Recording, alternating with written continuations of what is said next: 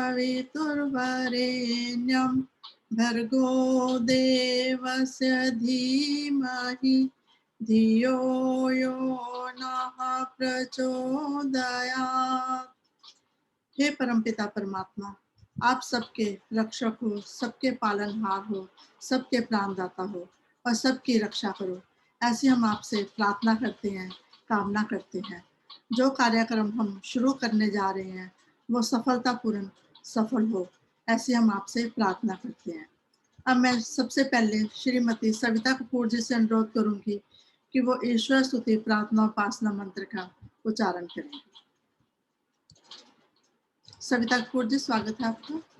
आप सभी को मेरी सादर नमस्ते। कोरोना काल की आपदा में घर में रहें और सुरक्षित रहें का पालन करते हुए आर्य समाज रोहतास नगर आज अपना 30वां वेबिनार शुरू कर रहा है।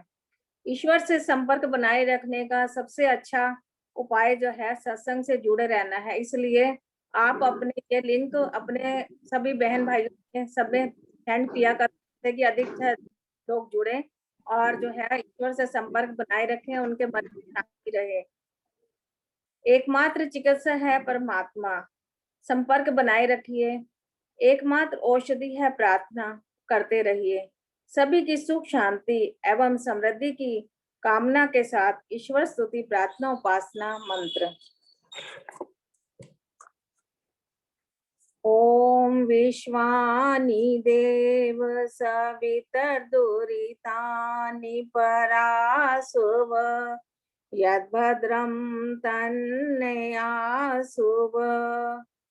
हे सकल जगत के उत्पत्ति करता, समग्र ऐश्वर्य व सुखों के दाता, सर्वशक्तिमान सविता देव, आप कृपा करके हमारे संपूर्ण दुर्गुण दुर्व्यसन और दुखों को दूर कर दीजिए और जो कुछ अच्छा और कल्याणकारक है वह हमें प्राप्त कराइए। ओम हिरण्यगर्भा समवर्तताग्रे भूतस्य जातः पतिरेक आसीत् सदाधार पृथ्वीध्यामुते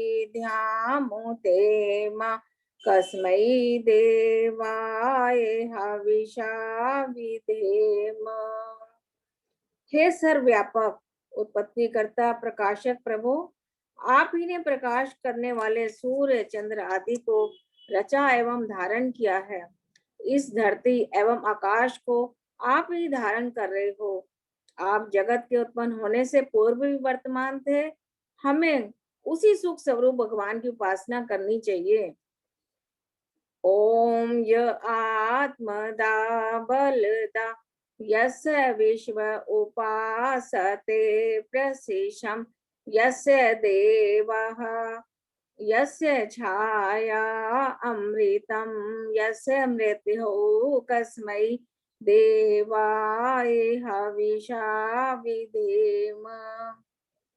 जो आध्यात्मिक एवं शारीरिक बल देने वाला है, संपूर्ण विश्व प्रभु की उपासना करता है, जिसकी शरण से सुख और मोक्ष मिलता है। उसके आश्रय के बिना अज्ञान दुख एवं मृत्यु है। हम लोग उस सुख स्वरूप परमात्मा की प्राप्ति के लिए शुद्ध अंतःकरण से भक्ति विशेष करें। ओम य प्राण तो निमिषतो महित्वेतिद्राजा जगतो बभूव य ईशे अस्य द्विपदश्चतुष्पदः कस्मै देवाय हविषा विधेम। ओम ही सारे संसार का एकमात्र राजा है। वह ही चर और अचर जगत का निर्माता है। वह हमारे एक एक श्वास तथा पलक झपकने तक का मूल कारक है। ओम ही सब जीवों का चाहे दो पाए अथवा चौपाए हो स्वामी है। हम उस सुख स्वरूप परमात्मा की उपासना करते हैं।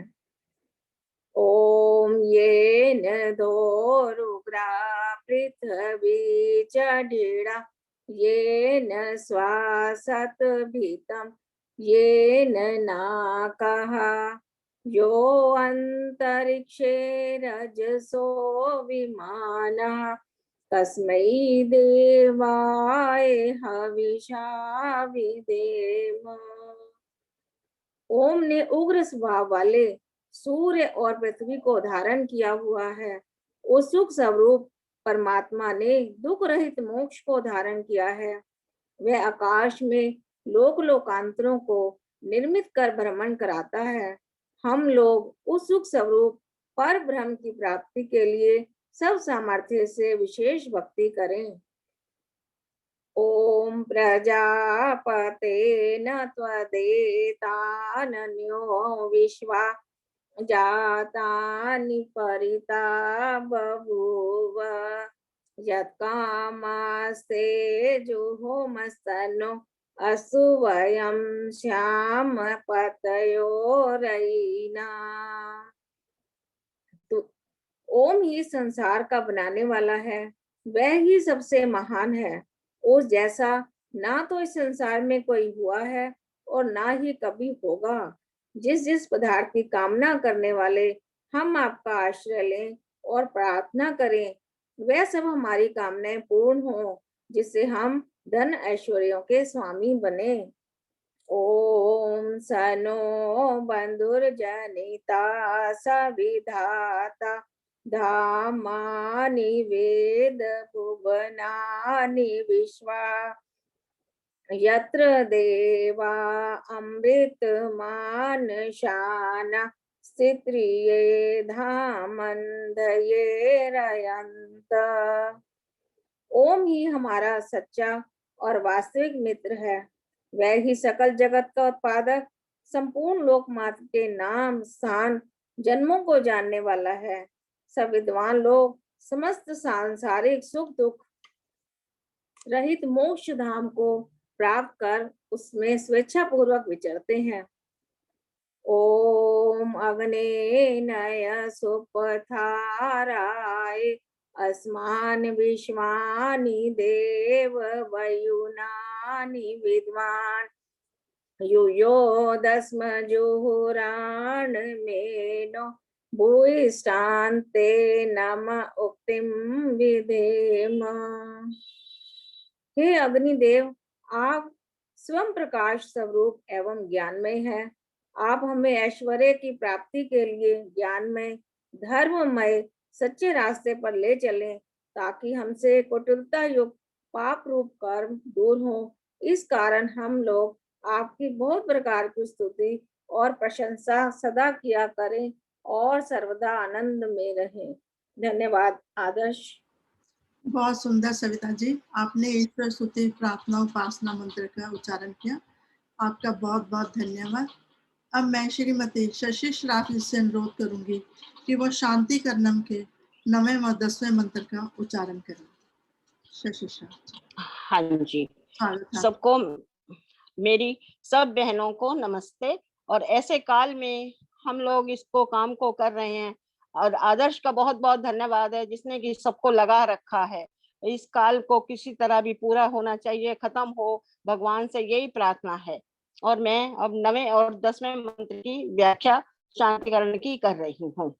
ओम शन्नो अदिति भर्वतु व्रतेभि शन्नो भवन्तु मरुता सक्रा शन्नो विष्णु शमु पूषा नो अस्तु शन्नो भवित्रम शंवस्तु वायु। सत्कर्मों के साथ विदुषी माताएं, शोभन विचार वाले, मितभाषी विद्वान, व्यापक, ईश्वर, पुष्टिकारक, ब्रह्मचार्य आदि व्यवहार, अंतरिक्ष व जल व भवितव्य एवं पवन हमारी शांति के लिए हो। 10वां मंत्र। ओम शन्नो देव सविता त्रायमाणा शन्नो भवन्तु शसो विभाति शन्ना पर्जन्यो भवतु प्रजाभ्यः शन्ना क्षेत्रस्य पतिरस्तु शंभु। भावार्थ। रक्षा करते हुए सर्व उत्पादक परमेश्वर विशेष दीप्ति वाली प्रभात वेलाएं, मेघ एवं क्षेत्रपति परमात्मा प्रजाओं के लिए सुख देने वाले हों। इति ओम। बहुत बहुत धन्यवाद आदर्श जी, बहुत आपने सुंदर, समय दिया। बहुत सुंदर शांति कर्णम के मंत्र का उच्चारण किया आपने। आपका बहुत बहुत धन्यवाद। अब मैं राजमाता जी से अनुरोध करूंगी कि वो अपना भजन प्रस्तुत करें। राजमाता जी। नमस्ते, सबको सादर नमस्ते जी।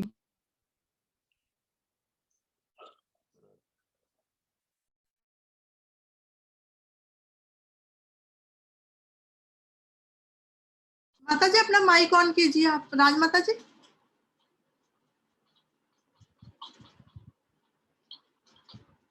माइक ऑन कीजिए आप। आपकी आवाज नहीं आ रही माता जी। अभी आ रही, अभी आ रही? हाँ जी आ रही है, स्वागत है अच्छा, आपका। हाँ ठीक है। तो प्रभु प्रार्थना का एक गीत आपके सामने प्रस्तुत कर रही हूँ।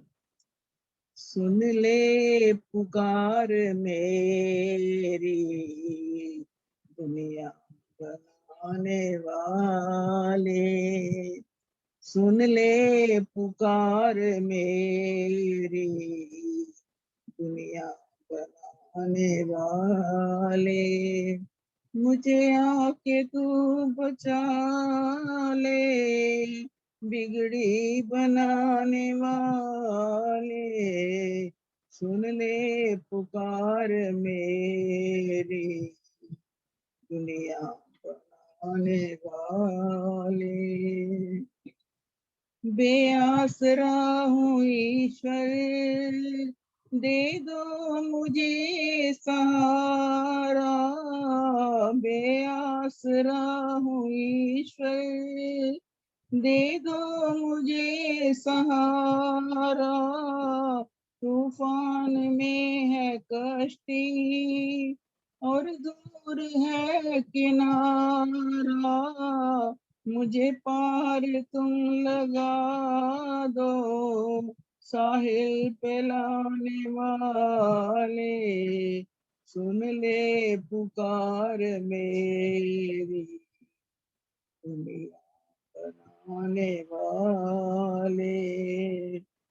दर दर की ठोकरों ने मुझको बहुत रुलाया, दर दर की ठोकरों ने मुझको बहुत रुलाया, तंग आके जिंदगी से मैं दर पे तेरे आया, तू ना मुझे रुलाना, तू ना मुझे रुलाना, जग को हंसाने वाले, सुन ले पुकार मेरी, दुनिया बनाने वाले।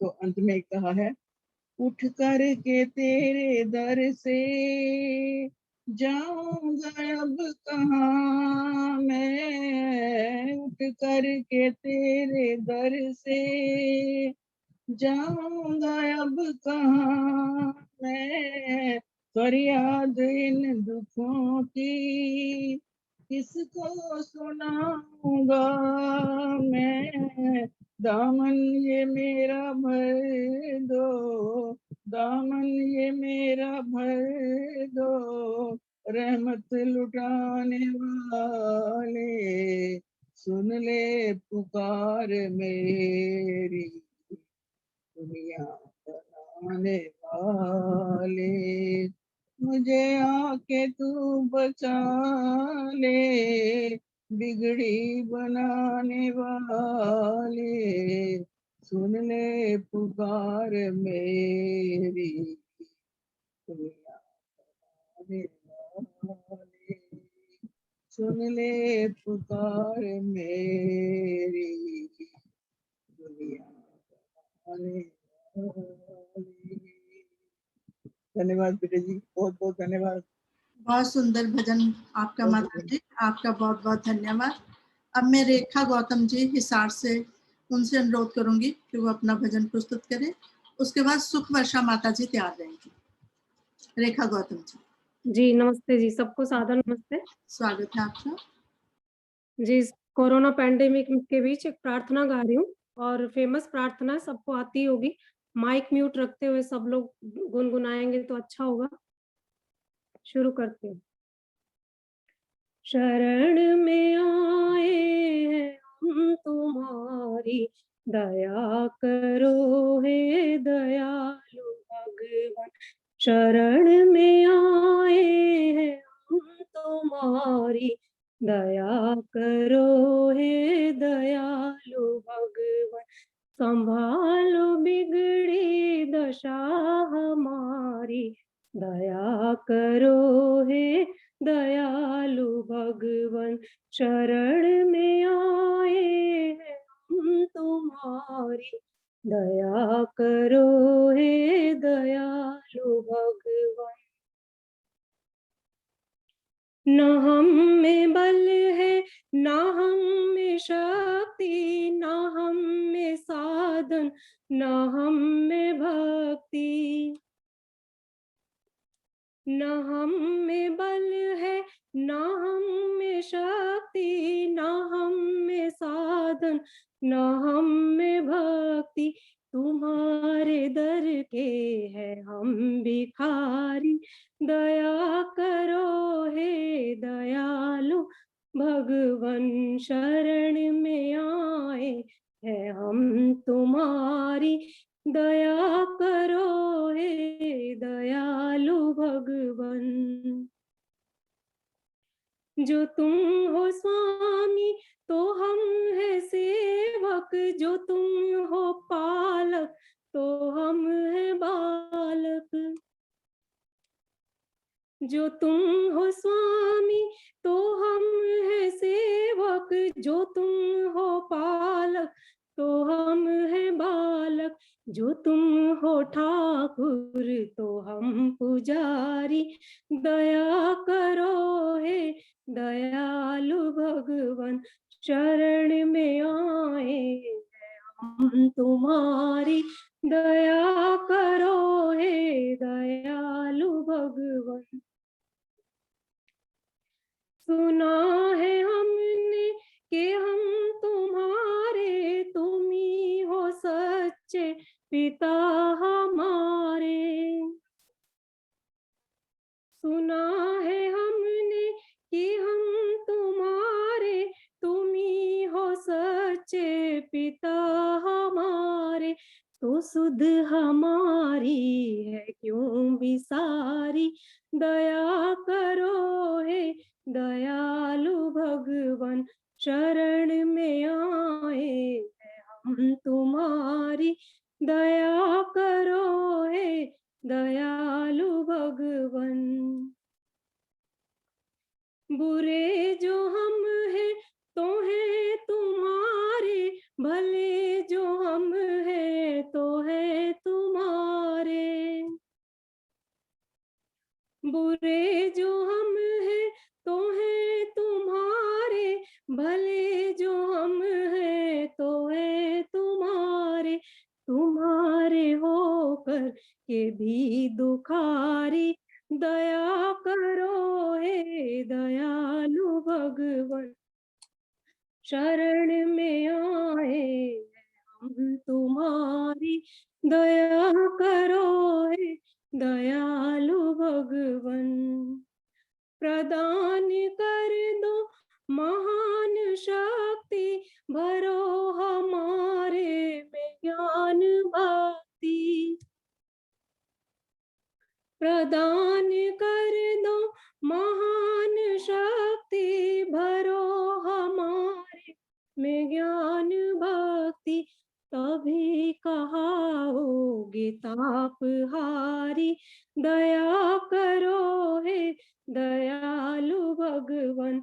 शरण में आए हैं हम तुम्हारी, दया करो हे दयालु भगवन।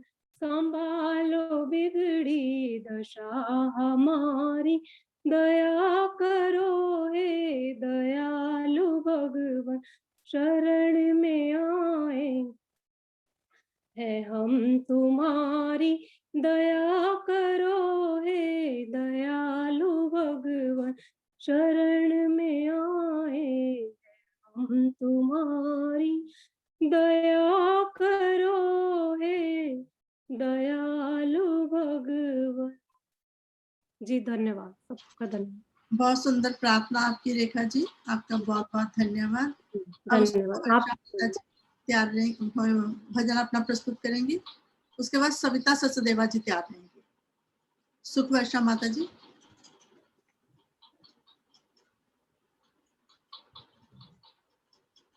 आदर्श जी नमस्ते, और सभी श्रोताओं को मेरा शत शत नमन। नमस्ते जी। नमस्ते जी। नमस्ते जी। लगभग 68-70 साल पहले मैं अपनी माता जी से एक ऋषि भजन, नमस्ते, तो वो ऋषि भजन में एक भजन का समय हो तो देना। ठीक है माता जी, नाम लिख लेती हूँ। हाँ जी, लूथरा बहन जी नमस्ते। भले जनों का संग न तजो, जो चाहो सुख पाना,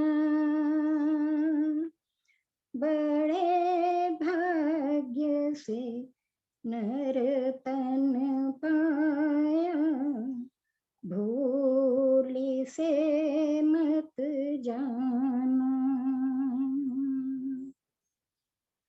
पर निंदा से बचो हमेशा, अपनी ओर निहारो, प्रातः सायं बैठ अकेले, अंदर दृष्टि डालो। जो जो दोष भरे अपने में, उनको दूर हटाना, बड़े भाग्य से नर तन पाया, भूल से मत जाना। जप तप संध्या यज्ञ कर्म, सारे ही ये बतलाते, मानव कैसे बने देवता, खोली से समझाते। यही मार्ग है संत जनों का, इस पे कदम बढ़ाना, बड़े भाग्य से नर तन पाया, भूल से मत जाना। अपना आप संभाला जिसने, बेशक जग संभाले, अपनी खोट निकाली जिसने, जग की खोट निकाले। ऋषि का जीवन सन्मुख सबके, जाने सकल जमाना, बड़े भाग्य से नर तन पाया, भूल से मत जाना। परहित भाव तजाना, क्षण भर लाखों कष्ट उठाए, सत्य स्वरूप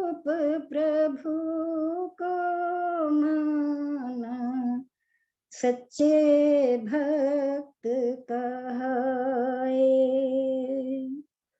उनकी हिम्मत थी विष पीकर वैदिक नाद बजाना।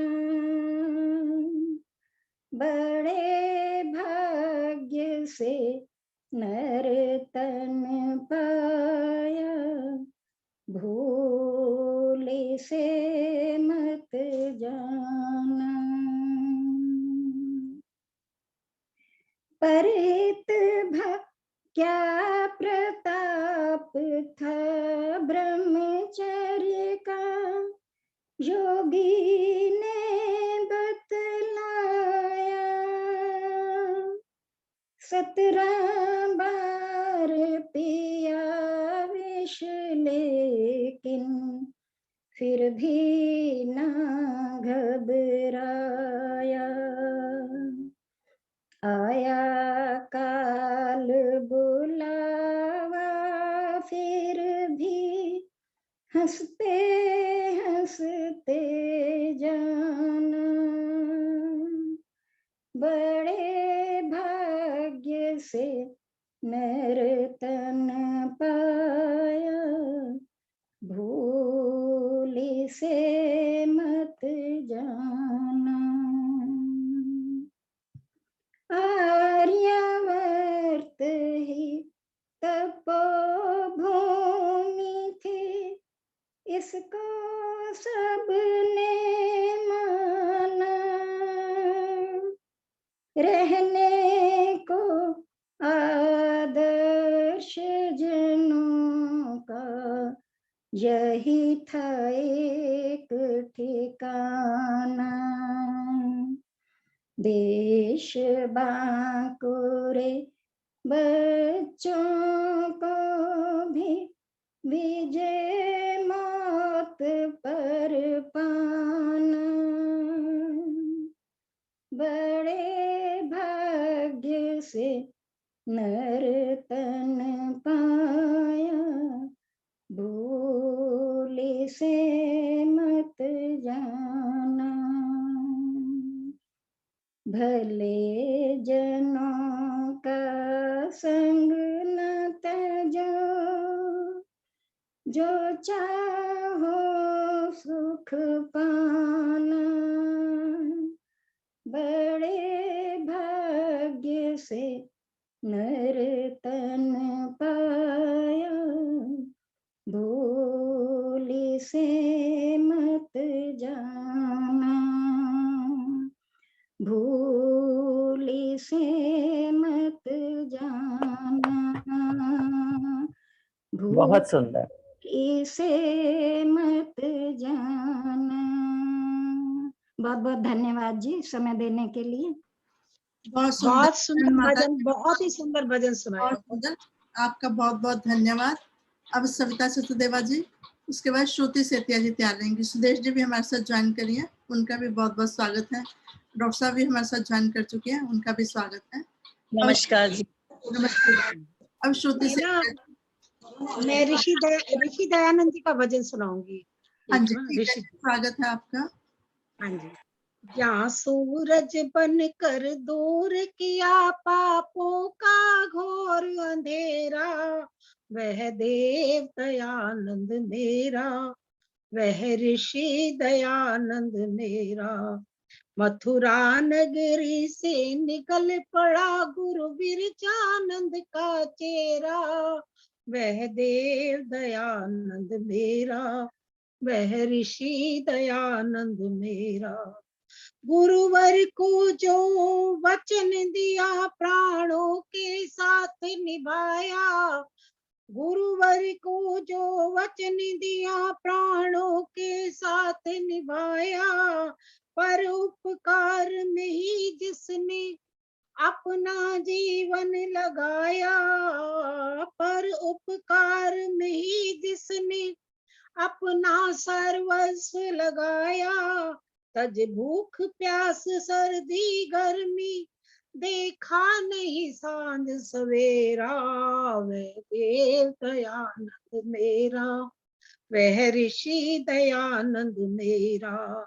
यहाँ सूरज बन कर दूर किया पापों का घोर अंधेरा, वह ऋषि दयानंद मेरा। यहाँ छुआछात और भेदभाव के लाखों थे मत वाले, लाखों थे मत वाले।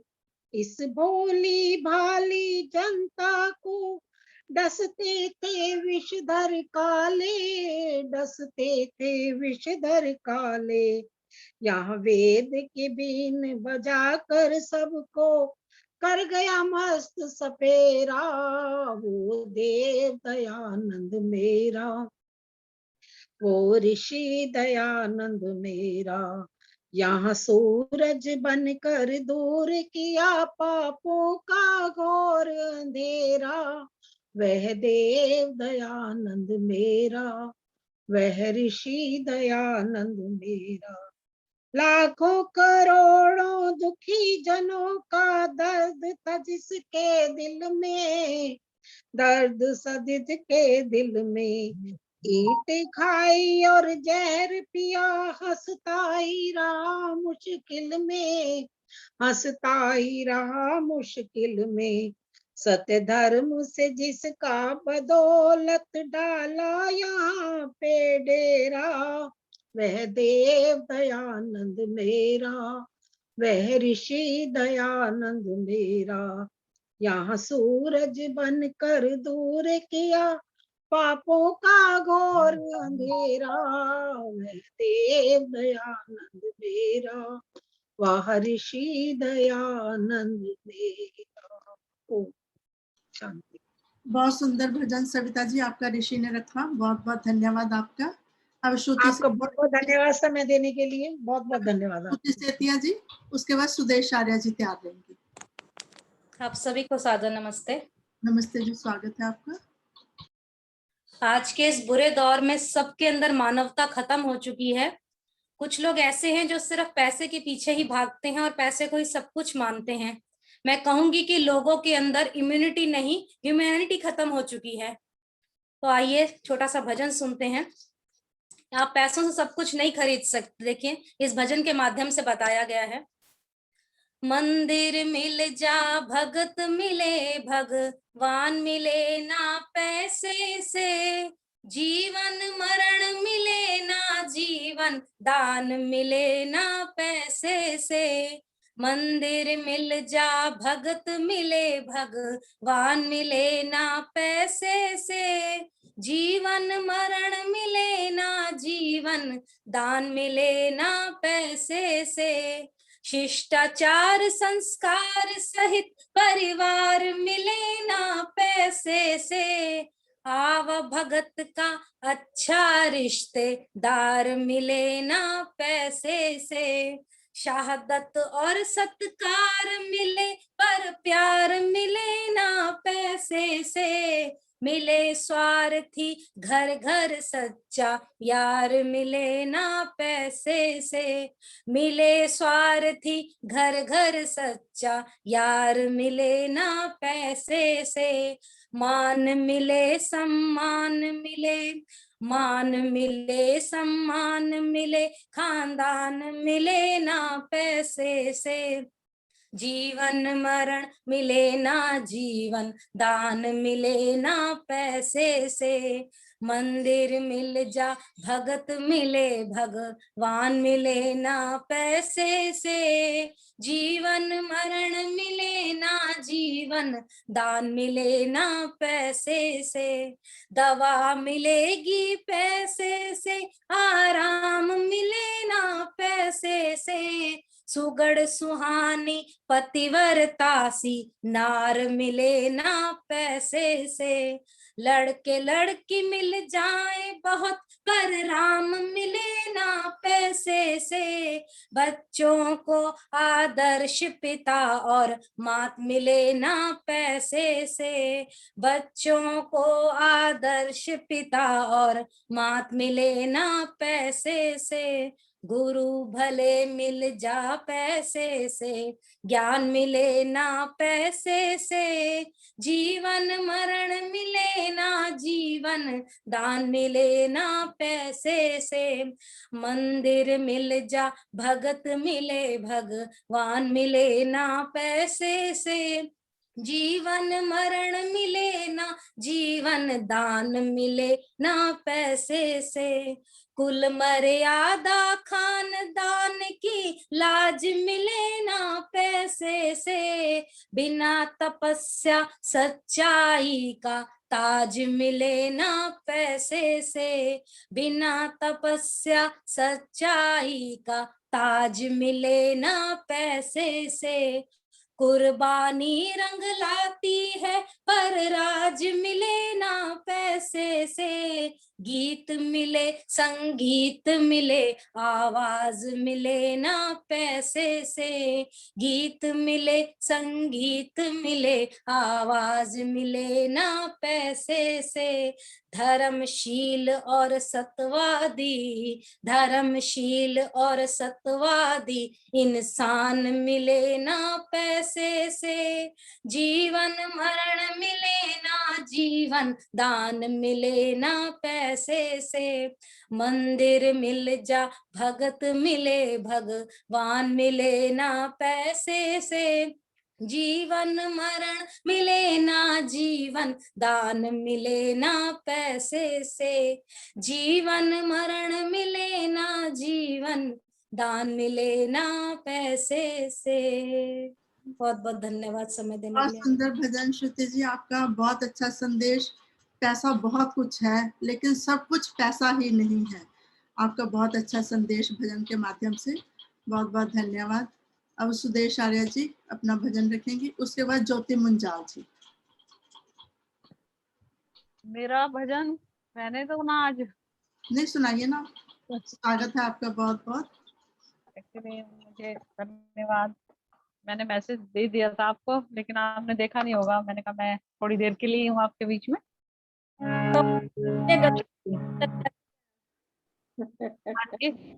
मैंने कहा आपका भजन सुन के गंगा में डुबकी लग जाती है। मेरा सौभाग्य।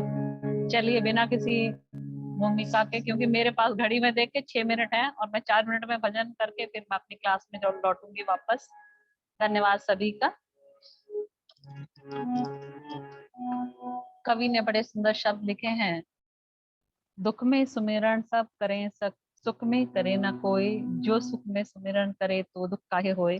मैं इस बात से सहमत हूँ भी और नहीं भी हूँ, क्योंकि सुख और दुख जीवन के दो पहलू हैं। सुख नहीं होगा तो दुख का अनुभव नहीं होता, दुख नहीं होगा तो सुख का अनुभव नहीं होगा। इस विषय पर बहुत देर तक चर्चा हो सकती है, लेकिन मैं आइए, ईश्वर को सुख है या दुख है हमें नहीं बोलना चाहिए, हमारे जीवन का यही उद्देश्य होना चाहिए। इसी भाव के साथ में आइए भजन का आनंद लेते हैं। हे करुणामय दयाल निधान, कभी भूले ना तेरो नाम। हे करुणामय दयाल निधान, कभी भूले ना तेरा नाम। मंदिर बनाने मन को, मंदिर बनाने मन को, करते रहे तेरा ध्यान। हे करुणामय दयाल निधान, कभी भूले ना तेरा नाम। तेरा नाम मेरा जीवन है, हर श्वास तेरा सुमिरण। तेरा नाम मेरा जीवन है, हर श्वास तेरा सुमिरण। हर श्वास तेरा सुमिरण, तुझे थामे आठों याम, कभी भूले ना तेरा नाम।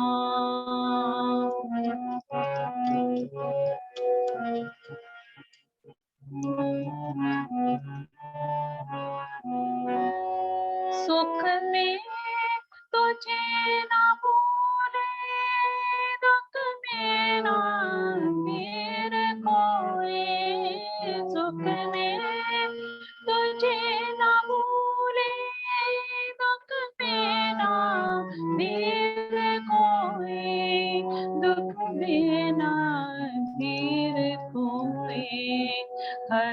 पल हो तेरा ध्यान, कभी भूले ना तेरा नाम।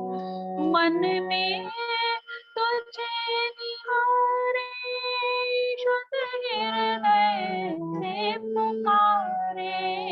मन में तुझे निहारे, शुद्ध हृदय से पुकारे, शुद्ध हृदय से पुकारे।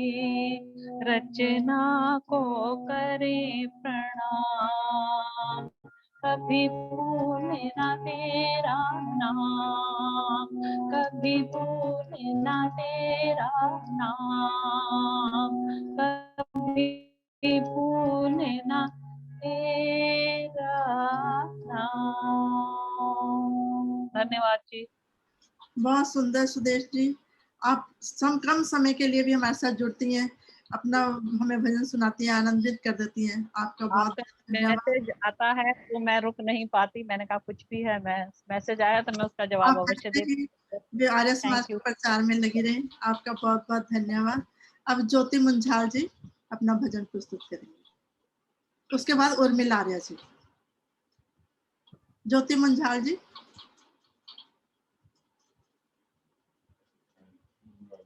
माइक ऑन कीजिए माता जी आप। अब आ रही है? हाँ जी आ रही है। आपका वीडियो बंद हो गया, वीडियो भी ऑन कर लो। हाँ जी अब आ रही? हाँ जी ठीक है, स्वागत है, शुरू कीजिए। ठीक है, हाँ जी शुरू करूं। बहुत धन्यवाद आपका। हे विश्वपति भगवन, तेरा ही सहारा है। हे विश्वपति भगवन, तेरा ही सहारा है। मन के अंदर सबके ईश्वर तेरा द्वारा है। मन के अंदर सबके ईश्वर तेरा द्वारा है। कहते हैं कि दुनिया में है नाम बहुत तेरे, कहते हैं कि दुनिया में है नाम बहुत तेरे। रहता है तू कण कण में, है धाम बहुत तेरे। रहता है तू कण कण में, है धाम बहुत तेरे। फिर भी तुझको दाता ढूंढे जग सारा है। फिर भी तुझको दाता ढूंढे जग सारा है। मन के अंदर सबके ईश्वर तेरा द्वारा है। मन के अंदर सबके ईश्वर तेरा द्वारा है। ये चांद सितारे प्रभु अंबर में सजाए हैं। ये चांद सितारे प्रभु अंबर में सजाए हैं। पर्वत नदियां नाले तूने ही बनाए हैं। ये फूल यह फल पौधे, ये फूल ये फल पौधे, क्या अजब नजारा है। ए विश्वपति भगवन, तेरा ही सहारा है। मन के अंदर सबके ईश्वर तेरा द्वारा है। लाखों को बनाता है, हर रोज मिटाता है। लाखों को बनाता है, हर रोज मिटाता है। हर एक पल में प्राणी आता और जाता है, हर एक पल में प्राणी आता और जाता है, कुछ समझ नहीं आता क्या खेल तुम्हारा है, कुछ समझ नहीं आता क्या खेल तुम्हारा है। ऐ विश्वपति भगवन तेरा ही सहारा है, मन के अंदर सबके ईश्वर तेरा द्वारा है, मन के अंदर सबके ईश्वर तेरा द्वारा है। धन्यवाद जी, धन्यवाद। बहुत सुंदर भजन माता जी आपका, बहुत बहुत धन्यवाद आपका। अब उर्मिला आर्या जी अपना भजन प्रस्तुत करेंगे, उसके बाद सुमन बत्रा जी तैयार रहेंगे। उर्मिला आर्या जी। सबको सादर नमस्ते। नमस्ते। मुझे लास्ट में दोगी? हाँ जी। मैंने कहा मुझे लास्ट में देंगे। हाँ जी, हाँ जी। ठीक। सभी को सादर नमस्ते। जैसा कि अभी श्रुति सेतिया बहन जी कह रही थी, मेरी आवाज आ रही है? आ रही है उर्मिल जी, आ रही है। ठीक है ना आवाज में? हाँ जी, आ रही है। तो श्रुति जी बता रही थी अभी कि पैसा सब कुछ नहीं है, उसी इसमें इंसान पता नहीं किस घर में जीता है, पैसे को सब कुछ समझता है, इतना अहम, जिसके पास पैसा है कि मैं ही सब कुछ हूँ, इस तरह का कुछ वचन में कहा है कि सोचता नहीं व्यक्ति क्या अस्तित्व है, क्या लेके जाना है, क्या तेरी औकात है। एक गीत, बंदिया ईश्वर नो हरगिज भुलाई ना, बंदिया ईश्वर नो हरगिज भुलाई ना, बंदिया ईश्वर नो हरगिज भुलाई ना। कच्चा डेरा समझी अपना, चंद दिन दी गुजरान बंदिया, कच्चा डेरा समझी अपना, चंद दिन दी गुजरान। दिल दा शीशा साफ च रखी, टुट वेसी अभिमान, सिर नू ऊंचा तू प्यारे उठाई ना, सिर नू ऊंचा तू प्यारे उठाई ना, बंदिया ईश्वर नू हरगिज भुलाई ना, बंदिया ईश्वर नू हरगिज भुलाई ना। अपने सामना समझियो कैनू, मैं विच होयो गलतान, बंदिया अपने सामना समझियो कैनू, मैं विच होयो गलतान।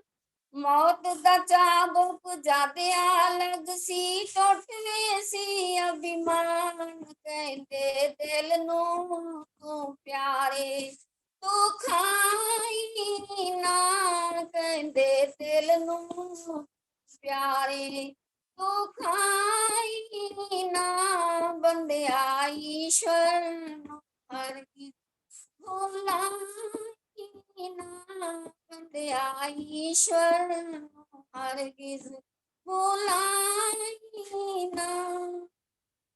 महल माड़ियां बाहर उच्चे बंगले जैंदे, महल माड़ियां बाहले उच्चे बंगले जैंदे, अंत वेले तेरे साथ न चल सन, कहने हाथ मलेंदे, रावण कारू का किस्सा भुलाई, रावण कारू का किस्सा भुलाई ना, बंदिया ईश्वर नू हरगिज भुलाई बंदिया ईश्वर नू हरगिज भुलाई ना।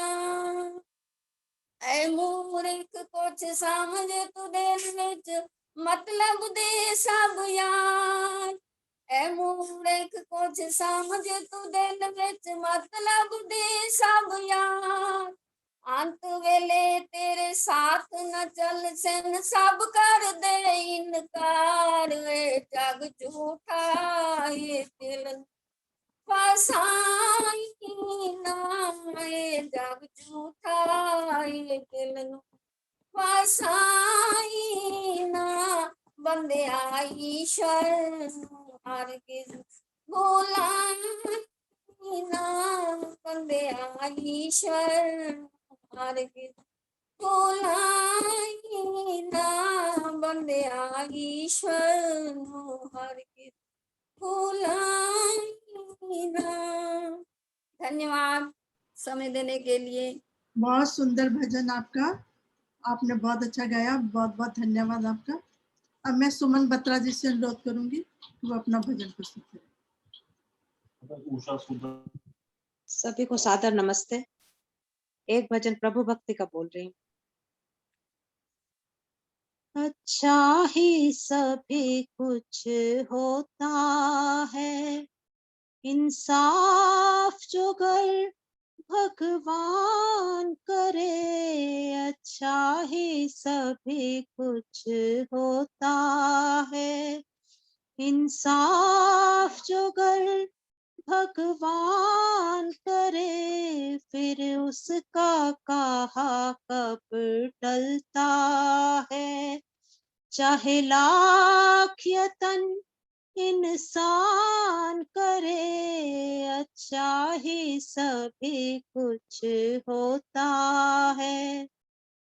हे परम कृपा उस ईश्वर की, हमें मानव का जो जन्म मिला। है परम कृपा उस ईश्वर की, हमें जन्म मिला जो मानव का।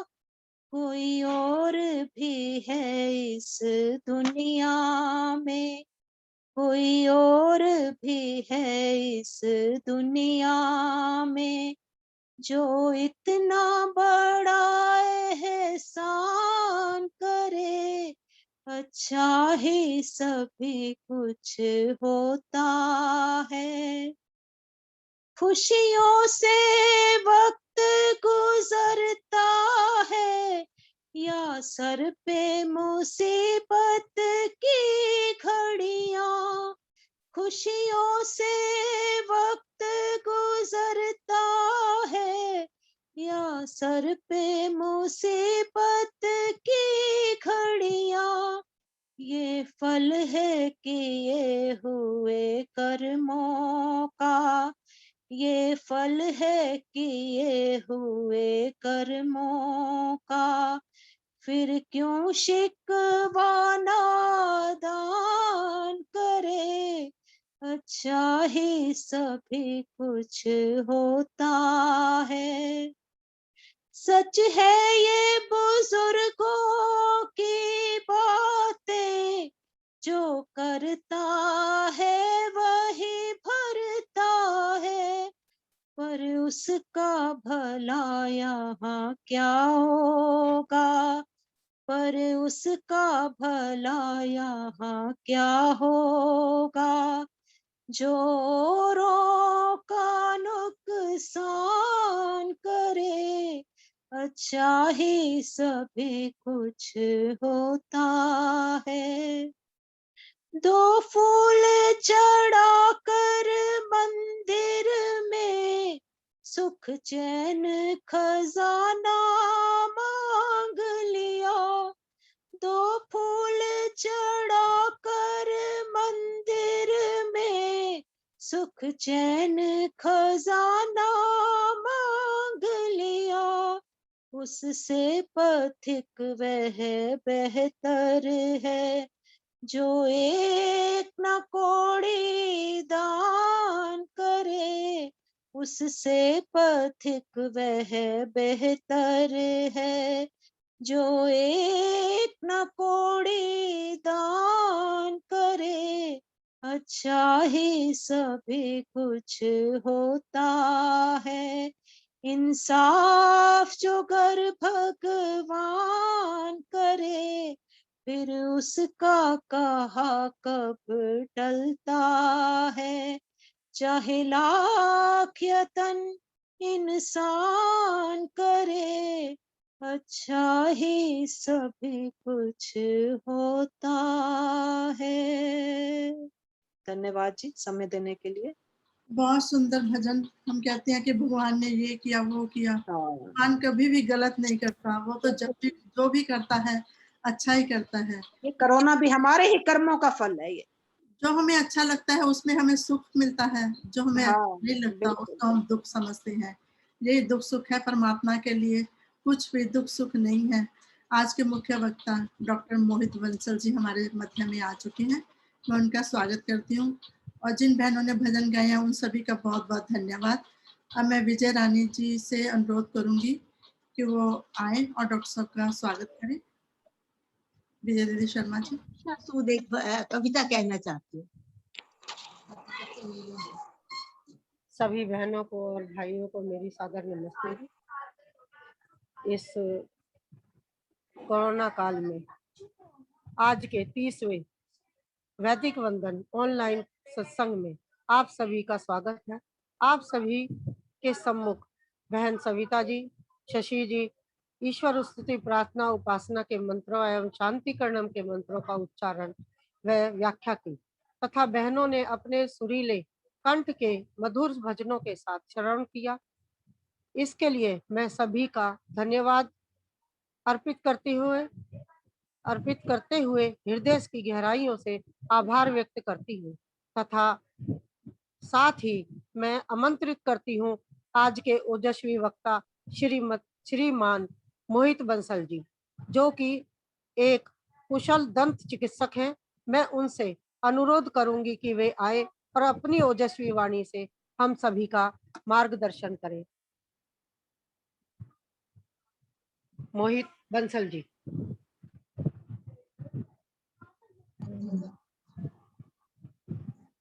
मोहित बंसल जी।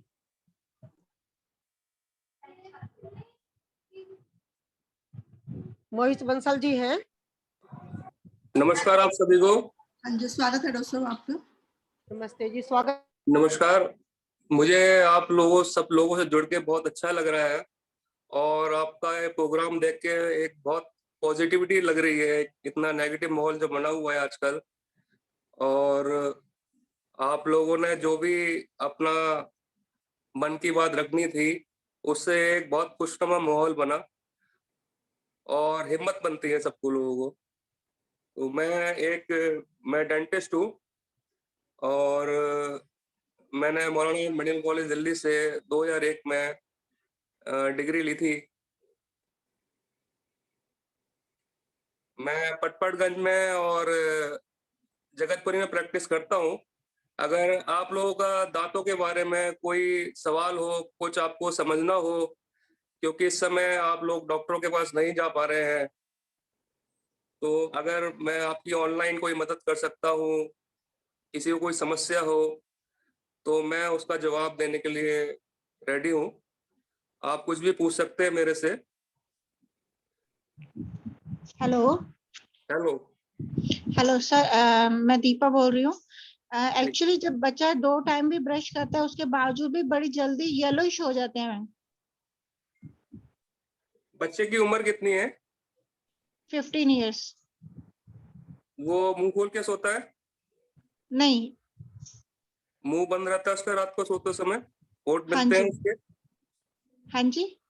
होठ मिलते हैं उसके सोते समय? हाँ जी, हाँ जी। पेट ठीक रहता है उसका? नहीं, पेट स्टमक डिस्टर्ब रहता है। हाँ, तो पेट अगर खराब रहेगा आपका तो जो इंडाइजेशन की वजह से या हाजमा ठीक न होने की वजह से जो गंदगी है, जो अपच रहता है, उसकी वजह से गंदगी वो मुंह में आके जमती है, वो पीलापन जमा रहेगा। तो आपको एक तो पेट का उसका उपचार करवाना पड़ेगा कि वो ठीक किस है। वजह से है। बाहर का खाना खाता है, तला हुआ ज्यादा खाता है, या फिर ब्रश वगैरह उसका सफाई वगैरह सही से नहीं रखता है। हाँ। वो इस बात पे आपको ध्यान देना पड़ेगा, इसी वजह से वो पीलापन जमा है। तो अगर अच्छा। उसकी वजह से मसूड़े वगैरह उसके खराब हो रहे हैं, ब्लीडिंग हो रही है मसूड़ों से, तो आप उसको एक बार दिखा सकते हैं। नहीं, अभी ब्लीडिंग वगैरह कुछ नहीं होती, सिर्फ येलोइश आ जाता है। इवन मॉर्निंग में भी जैसे ब्रश किया उसके मतलब आफ्टरनून तक ऐसे येलोइश दिखते हैं। मॉर्निंग में जब when she is doing brushing then her teeth are shining, but immediately after few 3 or 4 hours that has yellowish part will be just visible. तो ऐसा है जी, उसको खाना पीने के बाद आप कुल्ला करवाने की आदत डालिए, और माउथ वॉश वगैरह उसके लिए आते हैं। आप Okay. मेरे से कांटेक्ट कर सकते हैं, मैं आपको लिख के दे दूंगा दवाई वगैरह जो Okay. कुल्ला करवाने की या मसूड़े पे लगाने की है। तो बाकी पेट का उसको ध्यान रखना पड़ेगा अपना। ठीक है। Okay, thank you sir. Okay जी, थैंक यू। नमस्ते डॉक्टर साहब। नमस्कार जी। डॉक्टर साहब, जैसे कभी कभी मसूड़े लाल हो जाते हैं और उनमें ईचिंग बहुत होती है जी। एलर्जी टाइप बहुत ज्यादा हो जाती है कभी कभी, अधिकतर तो ये- नहीं पर होती है। हाँ जी। ऐसे दिल करता है जैसे नाखून से अंदर अंदर दांतों में जो गैप होते हैं उनमें नाखून डालती रहूं। हाँ, वो खुजली मचाने का मन करता है, वो प्रेशर डालने का जो है मन करता है। हाँ जी। तो बस ये कभी कभी होता है या कुछ और भी समस्या है मुझे? होता है जब जैसे कभी को काफी टाइम हो गया अब तो मुझे, मैंने जी। पहले थी पेस्ट वगैरह उन्होंने चेंज करी थी, मगर होता है, अक्सर हो जाता है मुझे। तो खाना फंसता है दांतों के बीच में आपके? खाना भी बचता ही है, अंदर फंस जाता है। मसूड़ों में फंस जाता है खाना? तब तो है, रात को करती हूँ।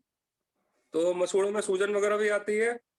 हाँ, उस टाइम सूजन और लाली लगती है खूब। अच्छा, बाकी आपको कोई और प्रॉब्लम नहीं है और बॉडी तो में? नहीं, RCT वगैरह बहुत दांतों की हो चुकी है मेरी। नहीं नहीं, बॉडी में कोई और सूजन लाली वगैरह कहीं और तो नहीं आती? ना, और तो नहीं है कुछ। तो ऐसा है कि अगर खाना फंसेगा तो वो मसूड़े को इरिटेट करेगा, तो मसूड़ों में वो सूजन भी आएगी और ब्लीडिंग भी होगी। तो वो खाना क्यों फंस रहा है ये आपको दिखाना पड़ेगा। ये कैविटी है, कोई दांत में गड्ढा है, इस वजह से खाना फंस रहा है दांतों में, या फिर उम्र के साथ मसूड़े ढीले पड़ जाते हैं, दांतों की जो पकड़ होती है उनकी वो थोड़ी कम हो जाती है। तो उन दोनों के बीच में, दांत और मसूड़े के बीच में पॉकेट सी बन जाती है, स्पेस बन जाता है। तो उसमें फिर खाना फंसने की या फिर वो इन्फेक्शन होने की टेंडेंसी रहती है। तो उसके लिए आपको दिखाना पड़ेगा कि वो सफाई की जरूरत है मसूड़े की, या कोई और सिस्टेमिक प्रॉब्लम है। मान लीजिए, मान लो आपका, जैसे मैंने अभी पहले कहा कि पेट अगर सही नहीं रहता है तो उनके मसूड़े या दांत, मसूड़े खराब रहेंगे, उनके पैरिया की प्रॉब्लम जो हम बोलते हैं ना, हाँ जी, हाँ जी। पेट की गंदगी आकर जो है मुंह में जमती है। हाँ जी। तो किसी की कम जमती है, किसी की ज्यादा जमती है, तो उसका आपको दिखाना पड़ेगा एक बार कि वो दांत में कैविटी की वजह से है या मसूड़ों की समस्या है। उसी हिसाब से इलाज होगा फिर उसका। मसूड़ों के क्लीनिंग के लिए क्या करना चाहिए? मसूड़ों के लिए आप घर में क्लीनिक की बात कर रहे हैं या डॉक्टर के पास? घर से में अगर करना हो, जैसे आजकल तो जा नहीं सकते। जी जी जी जी, आप नॉर्मल ब्रश करिए सुबह शाम जो है, हल्के हाथ से जो है। और कुछ बहुत से लोग जो है वो सरसों के तेल में सेंधा नमक डाल के या हल्दी डाल के मालिश भी करते हैं, हमें ही पेशेंट आके बताते हैं, तो उससे भी काफी फायदा होता है। और दूसरा ये है कि आप मेरे नंबर पर कांटेक्ट कर लीजिए, तो मैं आपको माउथ वॉश और जेल वगैरह होता है उसकी लगाने की, कुल्ला करने की दवाई वगैरह होती है, तो वो आप रेगुलर कर सकते हो। तो उससे आपके मसूड़े में इन्फेक्शन वगैरह जो भी होगा खत्म हो जाएगा, आपको डॉक्टर को जाने की जरूरत नहीं पड़ेगी। तो वो आप मेरे को, आप मुझे व्हाट्सएप कर दीजिएगा तो मैं आपको भेज दूंगा लिख के जो है दवाई। दांतों में गैप आ जाता है और वो ऐसे लगता है जैसे हिलते हैं दांत। वो देखिए उम्र के साथ आता है। हाँ जी। आप अपनी बात कर रहे हैं या? मेरी सिस्टर है बड़ी, उसने मुझे कहा कि आज मेरा पूछना आप। देखिए उम्र के साथ हड्डी थोड़ी सॉफ्ट पड़ती आती है, जैसे हड्डी, जैसे कहते हैं ना बॉडी में से कैल्शियम, डॉक्टर कहते हैं खत्म हो रहा है, आप कैल्शियम गोलियां खाई हैं, हाँ जी। तो दांतों पे तो फर्क नहीं पड़ता, लेकिन वो बोन जो सॉफ्ट होती आती है उम्र के साथ, तो दांत खुलते जाते हैं। और दांत मतलब जैसे जोर पड़ता है इतना, इतने टाइम से आप किसी चीज को इस्तेमाल कर रहे हो, तो हाँ वो जी। थोड़ा वीक पड़ते आता है। तो वो नेचुरल है। उसके लिए आप अगर स्वस्थ रहोगे, आपकी बॉडी फिट है, तो आपके दांत और मसूड़े भी ठीक रहेंगे। ठीक है। तो नेचुरल कोई चीज अगर हो रही है, उससे कोई ज्यादा घबराने वाली बात नहीं है, अनटिल अनलेस कि उसमें कोई दांत पे ज्यादा जोर पड़ रहा हो, हिलने लग गया हो, या मसूड़े सूज रहे हो, तो उसके लिए आपको दिखाना पड़ेगा। पर अगर नॉर्मल स्पेस आ रहा है तो थोड़ा बहुत स्पेसिंग आता है, उसमें कोई वो इशू नहीं है, उम्र के साथ आता है वो। हेलो, नमस्ते डॉक्टर साहब। नमस्कार जी। हाँ जी, ये जो एक मैडम ने बोला है टीचिंग के लिए, मैं उनसे बिल्कुल एग्री कर रही हूँ। तो मैं आपको ये, आपने बोला है कि हमारी आवाज नहीं आ रही मेरी? हाँ बताइए बताइए। हेलो। हाँ बताइए हाँ, बताइए। जैसे आपने बोला ना कि हाँ जी, जैसे मैं रेगुलर विजिट करती थी अपने डेंटिस्ट से, जी तो जी। मेरे को दांतों में प्रॉब्लम थी, तो जैसे कैप वगैरह लगी है और वो बिल्कुल ठीक है, लेकिन फिर भी वो बीच में खाना थोड़ा सा फंसता है। और मैं जब उसके पास स्पेशल जाती हूँ तो वो हमेशा ये बोलता है कि आपकी एज के हिसाब से मसूड़े थोड़े सिकुड़ गए हैं। तो वो जी। अपनी, हाँ, वो उसने कैप लगाई है, 2-3 दांतों में ऐसी प्रॉब्लम है, तो वो तो हर बार मैं जाती हूँ हल्का सा वो क्लीन कर देता है। और वो मैंने कहा या कैप की फिटिंग सही नहीं है आपकी, मैं बड़ी अपसेट हूँ, इतने पैसे भी खर्चे हैं, तो वो ये मानने को तैयार नहीं है। और वो कहता है कि आपके मसूड़े श्रिंक कर गए हैं। तो उसकी बात भी ठीक लगती है और आप भी एग्री कर ही रहे हो, इससे एज के हिसाब से हो जाता है। लेकिन अब नहीं हम नहीं, बार मैंने ऐसा कुछ भी नहीं कहा है आपके। आप ये बताइए कि बाकी मसूड़ों में, दांतों में खाना फंसता है क्या? जहाँ मैंने कैप लगवाई है ना, हाँ। उसी दांत में फंसता है। और वो तो डेंटिस्ट मानने को तैयार नहीं है कि वो कैप की प्रॉब्लम है। भैया ठीक, मैंने सोचा गैप, ये सही नहीं लगी कैप, थोड़ा सा गैप रह गया होगा। नहीं नहीं आंटी जी, ऐसा है ना कि अगर वो मसूड़े की समस्या होती है, जैसे वो कह रहे हैं डॉक्टर साहब, तो सारे ही मसूड़ों में होनी चाहिए थी ना वो। सिर्फ कैप के नीचे ही फंस रहा है, तो इसका मतलब कोई चीज अलग से ऊपर लगाई गई है, उसकी वजह से कुछ चेंज हुआ है, इसीलिए उसमें कुछ प्रॉब्लम है, तभी उसमें फंस रहा है ना। तो कैप में अगर फिटिंग सही होती है ना, फिटिंग का मतलब ये है कि उसके जो कैप के मार्जिन होते हैं, किनारे जो होते हैं, अगर वो दांत के ऊपर सही से बैठते हैं तो उनमें नीचे खाना नहीं रुकता है। अगर वो फिटिंग सही नहीं होती है तो उसमें खाना रुकेगा रुकेगा और वो दांत आपका नीचे से सड़ा देगा।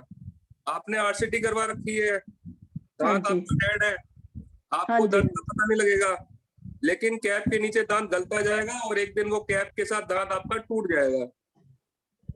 तो आपको ये, मैं ये कहूंगा दूसरे डॉक्टर को दिखाना चाहिए।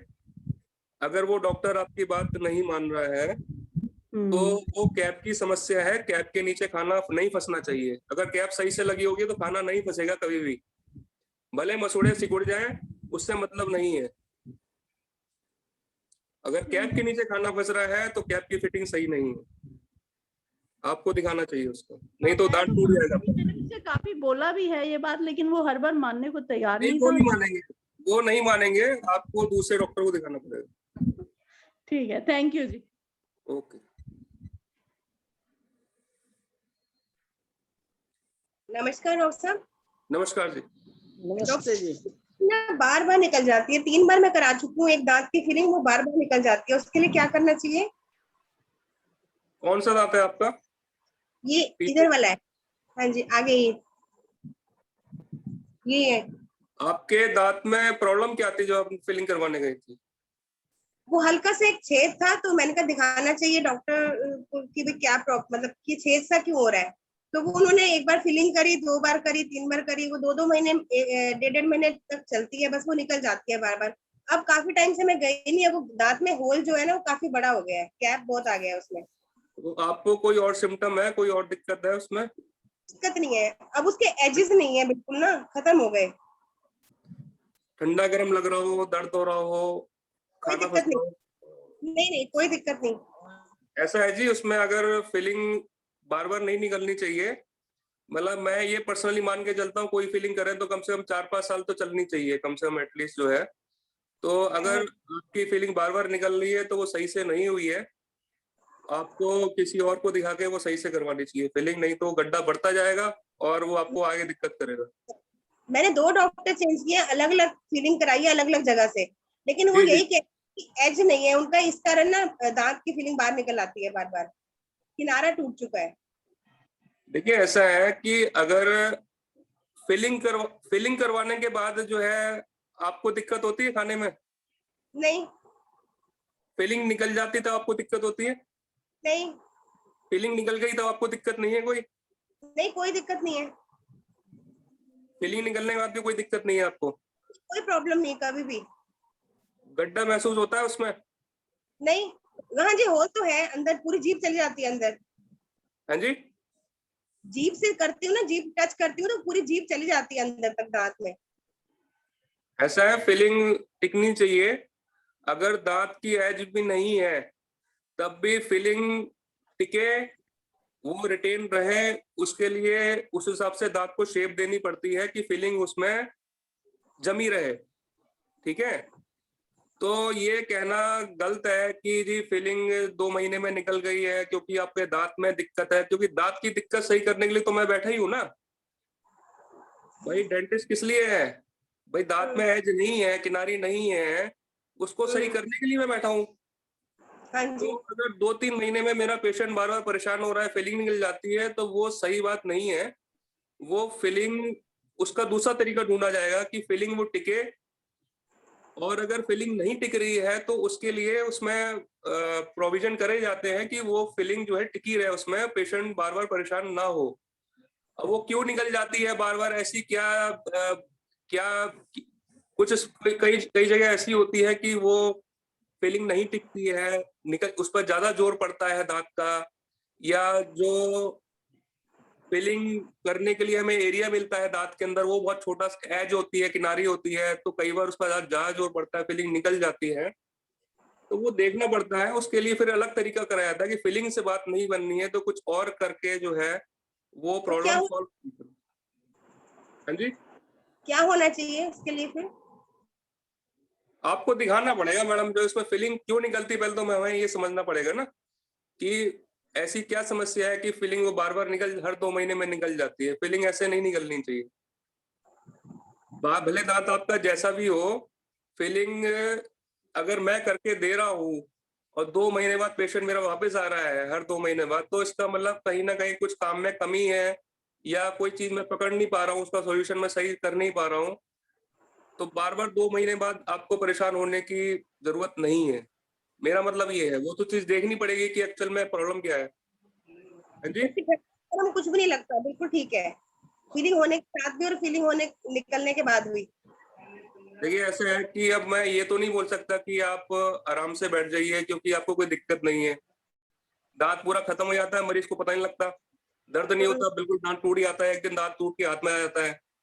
तो आपने अगर ये सवाल उठाया है तो उसका मतलब कहीं ना कहीं दिक्कत है आपको। आप 2 बार डेंटिस्ट के पास गई हो, उसका मतलब कहीं ना कहीं दिक्कत है आपको। तो हमें उस दांत को देखना पड़ेगा कि वो क्या प्रॉब्लम क्या है कि बार बार वो चीज निकल रही है, और अगर फीलिंग नहीं रिटेन हो सकती है तो हम कुछ और क्या करें कि वो चीज जो है आपकी प्रोटेक्टेड रहे। मतलब ये कि दांत प्रोटेक्टेड रहना चाहिए, दांत आपका सेफ रहना चाहिए। अगर आप बार बार डेंटिस्ट के पास जा रहे हो तो इसका मतलब कोई ना कोई समस्या तो है, और डॉक्टर भी बार बार फीलिंग निकल रही है तो उसका मतलब वो प्रॉब्लम सॉल्व नहीं हो रही है आपकी। भले आपको उस समय आपको पता नहीं लग रहा है, लेकिन कल को हो सकता है जाकर दांत टूट जाए, वो अंदर अंदर खोखला होता रहे या इन्फेक्शन उसमें घूमता रहे अंदर, आपको पता न लगे। कई बार होता है, बहुत से लोग बहुत ज्यादा सेंसिटिव होते हैं, जरा सा उनको होता है दर्द होना शुरू हो जाता है, वो फटाफट डॉक्टर के पास भागते हैं। बहुत से लोगों को बिल्कुल पता ही नहीं लगता है और दांत उनका टूट के हाथ में आ जाता है कि हमें तो पता ही नहीं लगा, और दांत पूरा अंदर से खोखला हो जाता है। तो मैं आपसे ये कहूंगा कि आप एक बार दिखा दीजिए, उसमें क्या होना है, बार बार क्यों दिक्कत आ रही है, वो चीज देखनी पड़ेगी। आपके पास कोई एक्सरे हो तो मुझे भेज दीजिए, मैं वो देख के बता दूंगा आपको। ठीक है, ठीक है, thank you so much. Jyoti Munjal ji, doctor साहब, मैं वंदना साहब पूछेंगे। झा जी आप अपना प्रश्न पूछिए। हाँ जी, नमस्ते जी। नमस्कार आंटी जी। मेरे ना, हाँ जी, मेरे ना दांतों के ऊपर कैप लगी हुई है जी। उसके अंदर दर्द है दांतों में। कैप वाले दांत के नीचे दर्द है आपको? हाँ। तो कैप आपने लगवाई क्यों थी?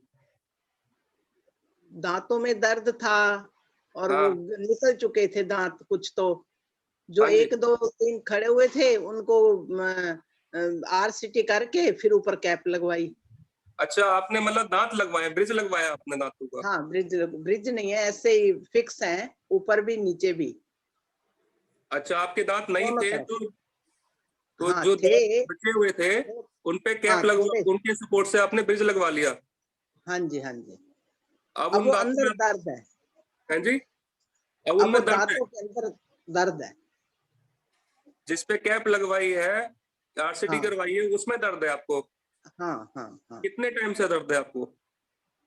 दर्द तो अभी 15-20 दिन से है। और आपने कैप कब लगवाई थी? हो गया साल, डेढ़ साल हो गया, 1.5-2 साल हो गए। 1.5-2 साल से आप खाना खाने की कोई दिक्कत नहीं थी? ना। अभी 15-20 दिन से दर्द हो रहा है? हाँ। किसी अब एक दांत में दर्द हो रहा है, सारों में हो रहा है? अब ये तो अंदर पता नहीं चलता, अंदर दर्द है, उसकी वजह से इधर साइड में कान में भी दर्द होता है। तो अब अंदर ये नहीं पता 1 में है 2 में है, दर्द है पूरे साइड में, ऐसे लगता है मुझे पूरा दर्द है। तो आपका कोई दांत बचा है या सब पे कैप लगी हुई है?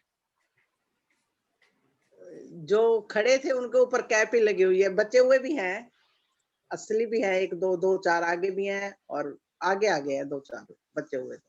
तो जो कैप लगी हुई है वो हिलता है कोई, वो उनमें साइड खाना में, घुसता है? हाँ, उसी में ही दर्द है, नीचे उसी में अंदर। दर्द है ना? तो हाँ वो हाँ आपको कैप हम निकालेंगे और उस हाँ। दांत का वो देखना पड़ेगा, हो सकता है दांत वो अंदर से गल रहा हो, उसकी RCT पीछे सही ना हुई हो, ठीक है, या RCT हो ना रखी हो, तो वो कैप निकाल के अगर उसमें खाना फंस रहा है और आपको कान तक दर्द जा रहा है, कान तक दर्द जाने का मतलब यही होता है कि दांत की नस इन्वॉल्व है, दांत की नस में इन्फेक्शन है। अब हाँ जी। RCT का मतलब ये होता है कि नस उन्होंने निकाल दी, तो दोबारा उसमें दर्द नहीं होना चाहिए। तो अगर दर्द हो रहा है, कान तक जा रहा है, इसका मतलब वो नस में इन्फेक्शन है, या तो उसकी हाँ RCT हुई नहीं है या RCT वो सही से नहीं हुई है, तो आपको दोबारा वो दिखाना पड़ेगा, वो दिखाना कैप पड़ेगा। निकाल के उसको दांत को सही करवाना पड़ेगा, वरना आप परेशान हो जाओगे, आप खाना नहीं खा पाओगे।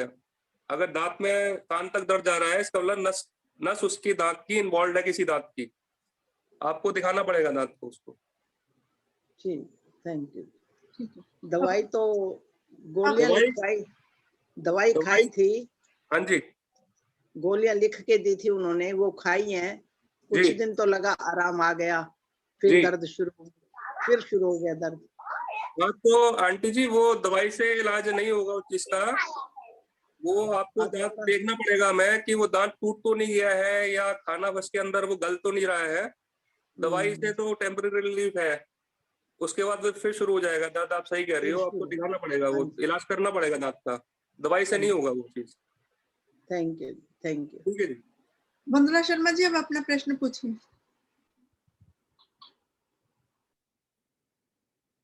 माइक ऑन कीजिए आप अपना, वंदना शर्मा जी। नमस्ते जी।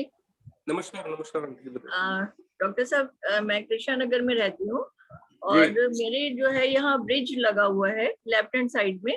तो ब्रिज लगा हुआ है 3 दांतों में है, तो वो ये यहाँ ऊपर से मसूड़े से जो है वो थोड़ी ऐसे प्रेस करते हैं तो वो दर्द होती है एक चुभन से, जैसे माता जी ने बताया था अभी कि उनके लगा हुआ है तो चुभन होती है। तो मेरे भी ना यहाँ ऊपर यहाँ इस साइड में लगा हुआ है। जी समझ गया मैं। हाँ जी। तो ये ना एक जो मसूड़े में ना थोड़ा लगता है कि इसको मैं नीचे एकदम खींच दूं और थोड़ा सा कभी उंगली से वैसे ही करने की कोशिश करती हूँ, थोड़ा नीचे करती हूँ तो थोड़ा चैन सा पड़ता है, आराम मिलता है जी। तो वैसे वो फूल जाता होगा ना, फूल जाता होगा मसूड़ा फूलता है आपका? मसूड़ा तो नहीं फूल रहा है, लेकिन कभी लगता है कि जैसे मसूड़े में कुछ सूजन सी होती है तो मैं नमक और सरसों का तेल से थोड़ा मालिश कर लेती हूँ तो थोड़ा आराम पड़ता है। और ये नीम का पेस्ट जो है वो यूज करती हूँ तो उससे मुझे थोड़ा फर्क लगता है। लेकिन ये एक चुभन सी डॉक्टर साहब थोड़ी होती है। कितने दिन से हो रही है? ये कभी कभी मैंने मार्च में 2020 में लगवाया था अभी, तो तब से ठीक चल रहा था। अभी थोड़े दिन पहले बीच में होने लगती है, फिर ठीक हो जाता है, फिर होती है, फिर ठीक हो जाता है। तो उसकी जो ब्रिज आपने लगवाया था उन दांतों की, उन्होंने किसी की आरसीटी करी थी या ऐसे ही घिसके लगा दिया था ब्रिज उन्होंने? हाँ नहीं, वो पूरा प्रोसेस से ही किया था वो डॉक्टर साहब ने। ऐसा है जी, उसमें जो जिस पे ब्रिज लगा है ना दांतों, जिन दांतों के सब पे ब्रिज लगा हुआ है, हाँ जी, की जड़ें मसूड़े तक जाती है अंदर, ठीक है? हाँ जी, हाँ जी। तो अगर उन किसी दांत में ब्रिज लगाते समय, घिसते समय कोई इन्फेक्शन हो गया नस में, अच्छा, तो वो 6 महीने, साल भर बाद, 1.5-2 साल बाद जो है फिर वो दर्द करने लग जाता है मसूड़े के ऊपर। हाँ जी, हाँ जी, क्योंकि हाँ जी, वही थोड़ी चुभन सी होती है डॉक्टर साहब। हाँ, तो वो इन्फेक्शन को निकलने का रास्ता तो मिलता नहीं है कहीं से। हाँ जी, हाँ जी। पर आपने फिलिंग कर दी, कैप लगा दी, अब वो इन्फेक्शन क्या होता है, फिर वो मसूड़े की तरफ भागता है, ऊपर से बाहर नहीं निकल सकता, तो फिर वो अंदर की तरफ जाता है मसूड़े तो ये यहाँ पर ये दर्द होती है, ये हाँ, तो आप उसको दबा के, जो होता है ना, जो पस मवाद वगैरह होता है वो निकल जाता है, आपको आराम पड़ जाता है, और फिर वो महीने 2 महीने बाद फिर सूज जाता है। हाँ जी, हाँ जी। तो यही हो रहा है कि उसमें दांत में इन्फेक्शन है। अच्छा, फिर उसको हमें वो देखना पड़ेगा, उसको हो सकता है आरसीटी करनी पड़े ब्रिज निकाल के। अच्छा। और वो ब्रिज हम दोबारा लगा देंगे। कोशिश करेंगे कि वो ब्रिज आपका वेस्ट ना जाए, मैं दोबारा लगा दूंगा। अच्छा। पर वो आपको चुभन जो हो रही है और जो सूजन आती है, हाँ जी, हाँ जी, वो चीज ठीक नहीं है। इसका मतलब दांत में नीचे इन्फेक्शन है। क्योंकि वो डॉक्टर भी जैसे कहते हैं भी आपकी एज हो रही है तो वो मसूड़े जो है वो सिकुड़ जाते हैं, उसकी वजह से जो है ये ब्रिज की पहले जो सेटिंग की थी और अब में चेंज हो जाता है। ऐसा कुछ नहीं होता है जी, आपने पिछले साल ही तो लगवाया ब्रिज। हाँ जी, पिछले साल ही लगवाया। हाँ जी, तो ब्रिज जो एक बार सेट हो गया ना, वो ब्रिज तो वैसे ही रहेगा।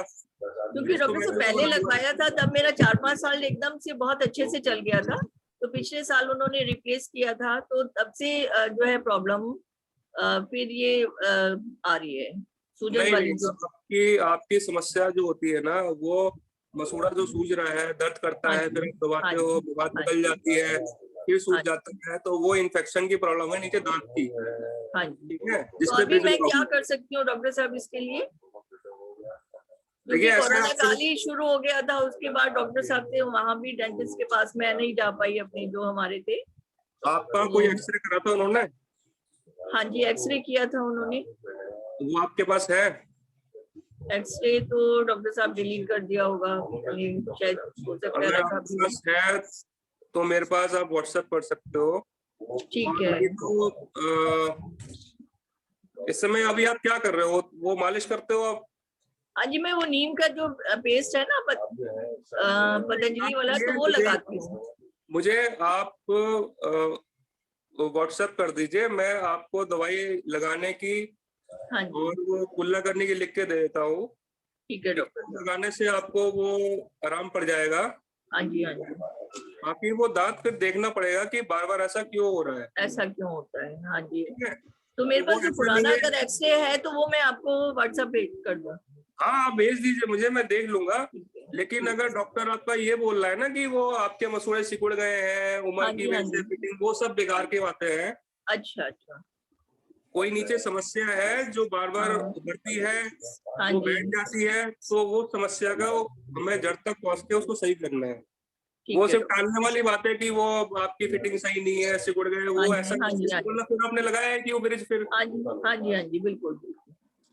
तो आप मुझे व्हाट्सएप कर दीजिए, मैं आपको नंबर पे आपको दवाई वगैरह लिख के दे दूंगा। उसके बाद फिर आप दिखा दीजिए।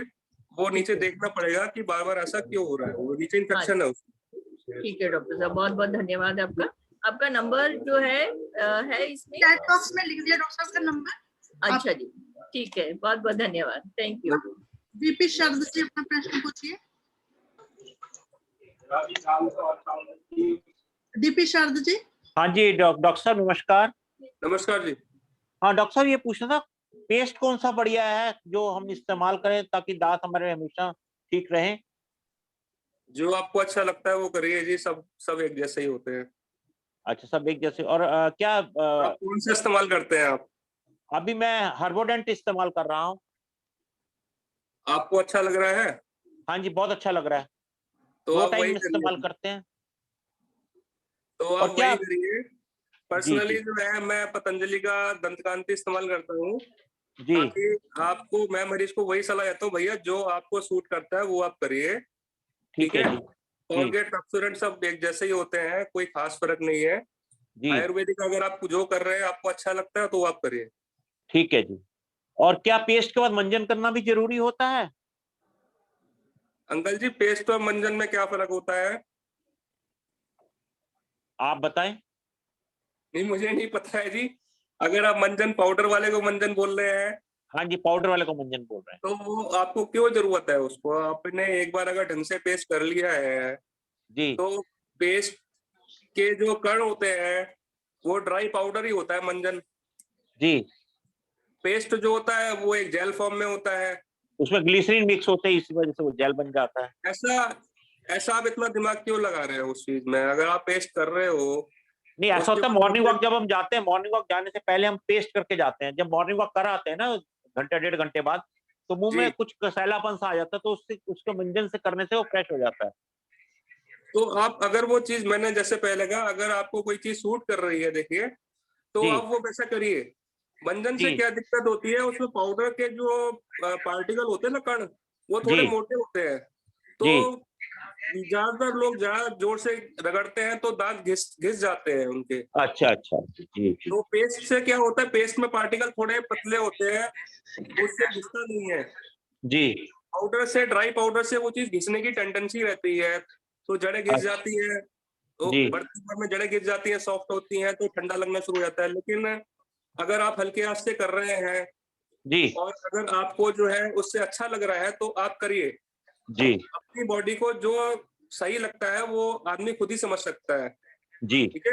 अगर आप आपको वो चीज सूट कर रही है तो आप करिए उस पर यह है कि आप जोर से ना रगड़िए।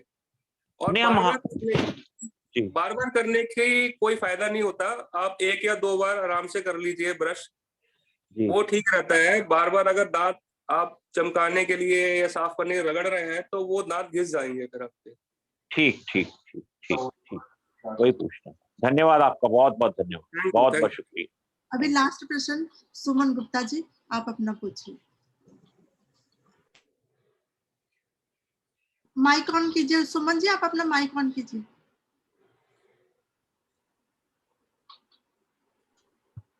मैं डॉक्टर साहब से यही जानना चाह रही थी कि जैसा कि आजकल कोरोना काल चल रहा है, जी जी जी। तो उस काल में, कोरोना काल में दांतों को निकलवाना जी, क्या ठीक रहेगा?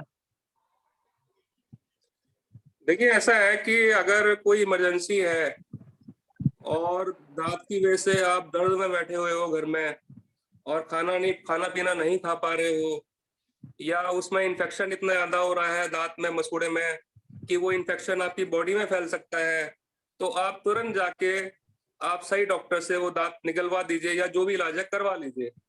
वो कोरोना की वजह से आप कब तक घर में बैठे रहेंगे ये पता नहीं, ठीक है? लेकिन अगर वो दांत या मसूड़ा आपका सड़ रहा है और आप जबरदस्ती उस दर्द को झेल रहे हो, तो उससे आपकी तबीयत एकदम खराब हो सकती है, आपकी शुगर बढ़ सकती है, वो इन्फेक्शन बाकी आपके चेहरे पे या बाकी जगह फैल सकता है, उससे अलग इमरजेंसी हो सकती है। तो जी जी आपको अगर इलाज की, आज दांत के इलाज की इमरजेंसी है, आप उसको टाल नहीं सकते हो तो बिल्कुल टालना नहीं चाहिए। आप तुरंत जाके इलाज करवा लीजिए। आज हो सकता है डॉक्टर आपको मिल जाए, आपका इलाज हो जाए सही जगह पे, कल हो सकता है डॉक्टर भी ना मिले और आप कहाँ भागोगे फिर बिल्कुल डॉक्टर के पास? बिल्कुल और बिल्कुल, वो जैसा इमरजेंसी कोरोना की तो पता नहीं बनेगी नहीं बनेगी, आपकी दांत की वजह से जो है इमरजेंसी बन सकती है। ठीक, आपकी सूजन आ सकती है, गले में सूजन उतर सकती है, आपको सांस में दिक्कत हो सकती है। तो ये हमने बहुत केसेस अस्पताल में देखे हैं कि लोग जो है टाल देते हैं या दवाई लेके दर्द की गोली खा ली, ठीक हो गया, फिर 10-15 दिन चल गया, फिर दवाई खा ली, और वो सही से इलाज नहीं करवाते हैं। तो मेरा सुझाव तो यही है कि आपको अगर कोई आज जरूरत है दांत के काम की और आप उसको जबरदस्ती टाल रहे हो तो उसको टालो मत नहीं, आप उसको आज इलाज करवा लो, क्योंकि दांत रहेंगे तो आप खाना पीना खा पाओगे, आपकी सेहत बनी रहेगी, इम्यूनिटी बनी रहेगी। बिल्कुल, बहुत बहुत धन्यवाद है आपका। इतने अच्छे अच्छे सुझाव दिए आपने हम सबको, और आपका आशा है हम सब लोग लाभ भी लेंगे उस चीज का। आपने मुझे मौका दिया इस मंच पे आने का, मुझे बहुत खुशी हुई। और आप लोगों की जरा सी भी अगर मेरे बात से हेल्प होती हो, कुछ आपको नई जानकारी मिली हो, तो मुझे पर्सनली बहुत सेटिस्फेक्शन मिलेगी। और आप कोई भी किसी का कोई भी सवाल हो या वो दिखाना चाहता हो तो वो बेझिझक जो है मेरे नंबर पर कांटेक्ट कर सकता है। मैं अपना नंबर एक बार बोल देता हूँ। आपका नंबर चैट में कमला भी भर देती है अच्छे से। डॉक्टर मोहित, आपका बहुत बहुत धन्यवाद। पेशेंट्स ने आपके साथ वार्तालाप किया, वो भी सेटिस्फाई होंगे, आपको भी अच्छा लगा हमारे साथ जुड़ के। आपका बहुत बहुत धन्यवाद। आगे भी अगर आप जब भी बोलेंगे मैं आपकी सेवा में उपस्थित हो जाऊंगा। हाँ जी, लोगों के प्रश्न होंगे तो हम आपको फिर बुलाएंगे। पुनः आपका बहुत बहुत धन्यवाद। अब उषा किरण जी हमारे साथ जुड़ी है, उनका डॉक्टर साहब से नंबर ले लेते हैं। हाँ जी, वो चैट में लिख दिया डॉक्टर साहब का नंबर। आप नंबर मैं बोल देता हूँ 9891 जी 33369। कहाँ पर है आपका क्लिनिक, कहाँ पर है डॉक्टर? मेरा क्लिनिक एक मधु विहार मार्केट पटपड़गंज में है, इन सोसाइटीज में, और दूसरा परवाना रोड जगतपुरी पर है। आप जरा एक बार नंबर रिपीट कर देना। 9891 हाँ जी 33369। ठीक है जी, थैंक यू जी। Thank you sir. Thank you doctor साहब, थैंक यू जी। दोस्तों आपका बहुत बहुत धन्यवाद हमारे साथ जुड़ने के लिए और अपनी राय लोगों के साथ शेयर करने के लिए। पुनः आपका हृदय की गहराई से बहुत बहुत धन्यवाद, आभार। अब मैं श्रीमती उषा किरण जी से अनुरोध करूंगी कि हमारा मार्गदर्शन, आप भी लंबी बीमारी से स्वस्थ होकर आई हैं, आपके लिए बहुत बहुत शुभकामनाएं हमारे बीच में। अपना आदर्श जी नमस्ते। आवाज थोड़ी कम है आपकी, मेरी आवाज आ रही है? हाँ जी, आ रही है आपकी आवाज जी। आदर्श जी, सबसे पहले तो आज मैं बड़े ही भारी मन से, जैसा कि आपको पता है कल ही सरोज पुरम जी की माता जी का देहांत हो गया। वो मेरी प्रेरणा स्रोत थी, बहुत ही ऊर्जा भर देती थी मेरे अंदर। और मैं जब भी कभी उनसे मिलने जाती थी, अगर 6 दिन बाद भी मिलने जाती थी तो वो हमेशा यही कहती थी, इतने दिन लगा दिए, तू कहाँ थी, सभा में थी, किस कार्य में रत थी, और इतनी ज्यादा प्रोत्साहित करती थी हर समय कि बस इस काम में तू लगी रहे। मैं उनको हमेशा पूछती थी, माता जी आपकी एज कितनी हो गई? और जब वो बताती थी तो मैं कहती थी कि ठीक है, इतने वर्ष मैं भी जीने की कोशिश करूंगी। आज वो हमारे मध्य नहीं है, बहुत ही मन उदास सा है, खिन्न है, लेकिन हर वस्तु की एक सीमा है, हर पदार्थ को समाप्त होना है। माता जी भी अपनी यात्रा पूरी करके चली गई हैं। इसी बीच हमारी देवार जी की बहन भी चली गई, और कुछ ऐसा ये विचित्र सा समय चल रहा है, कोरोना काल कह के कि हमने अपने आप को अभी तक थकाया नहीं है, और लगातार बस सुबह सुबह उठते ही कोशिश करते हैं कि आज की न्यूज क्या है, और न्यूज में हम यही ढूंढते हैं कि आज कौन फिसल गया, आज कौन निकल गया। तो इन सब चीजों को थोड़ा सा हम कम ध्यान दें। वैसे तो हमारी आर्य समाज रोहतास नगर इस कार्यक्रम में प्रचार प्रसार में अग्रणी है। पूर्वी दिल्ली वेद प्रचार मंडल के बीच जो ये 3-4 समाजें हैं वो चमक रही हैं। राधेपुरी आर्य समाज, कृष्ण नगर आर्य समाज रोहतास नगर, आर्य समाज, ये सारी समाजें बहुत काम कर रही हैं और सभा इनके प्रति आभार व्यक्त करती है। और विशेष तौर से एक और भावभीनी श्रद्धांजलि मैं देना चाहूंगी आदरणीय स्वर्गीय श्रीमती उषा पांचाल जी को, आर्य समाज रोहतास नगर के पूर्व प्रधान और इस समय संरक्षक आदरणीय श्री रामपाल पांचाल जी की धर्मपत्नी स्वर्गीय उषा जी। जब भी कभी मैं मंच पर होती थी आर्य समाज रोहतास नगर में, तो उनका प्रयास रहता था कि वो मंच के पास आके मुझसे जरूर बात करें, और मुझे भी बड़ी उनकी इंतजार रहती थी कि मैं उनसे थोड़ी सी बात कर सकूं। बहुत ही कम बोलने वाली, बहुत ही मृदु भाषी और बहुत ही सरल व्यक्तित्व, ऐसा मोहक लेकिन बहुत ही सरल। तो उनके प्रति भी मैं बहुत ही अपनी वेदना व्यक्त कर रही हूँ। बस उन्हीं शब्दों के साथ कि सबको जाना है, अच्छे अच्छे कार्य करते हुए जाना है। ये उनके कार्य ही हैं जो बोलेंगे 10 तारीख को। और फिर कृष्णा माता जी की श्रद्धांजलि सभा, सोचा था बहुत बड़ी सभा होगी। मुझे कहती थी मेरे लिए अच्छा अच्छा बोलेगी ना, मैं कहती थी मैं क्या बोलूंगी, आप खुद बोलेंगी। तो ऐसी थी वो माता जी। और उषा पांचाल जी, उनके लिए कहने को मेरे पास शब्द नहीं है, मैं शब्दों का चयन नहीं कर पा रही हूँ।